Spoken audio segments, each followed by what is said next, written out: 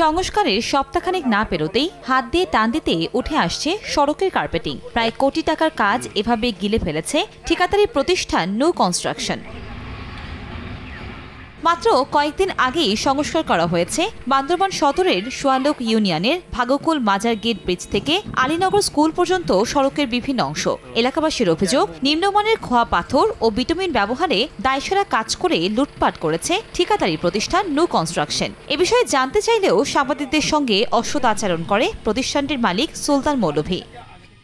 কাজের উপরে আঘাত করবেন, কিভাবে আঘাত করবেন এটা আপনার তো জানা থাকতে হবে। ভাই একটু আমাদেরকে হাই হ্যালো করেন, এটা না বলবেন সাংবাদিকতা করেন। আমরা ঠিকাদারি করি বেশি পৌঁছে গেছি না, ভোটের মানুষ মনে করেন কেন?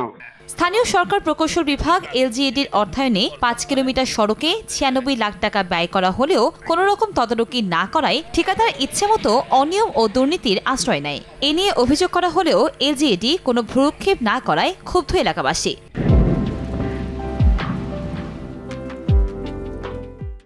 রাস্তাটা করছে, এখন পর্যন্ত উঠে যাচ্ছে, শুধু 2 দিন হয়েছে না, এখন উঠে গেছে। এটা কি কাজ করছে?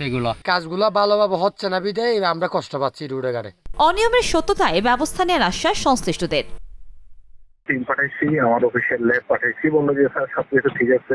আর যে কার্পেটিং টেনে উঠেছে, তারপরেও আমার পরামর্শ হলো ভাই কাজ খারাপ হতে পারে, আমরা যদি খারাপ হয় রেক্টিফিকেশন করে ফেলবো। 2024 অর্থ বছরে 96 লাখ টাকা ব্যয়ে সড়কটির সংস্কারের কার্যাদেশ পায় ঠিকাদারি প্রতিষ্ঠান মেসার্স নিউ কনস্ট্রাকশন। সময় সংবাদ, বান্দরবান।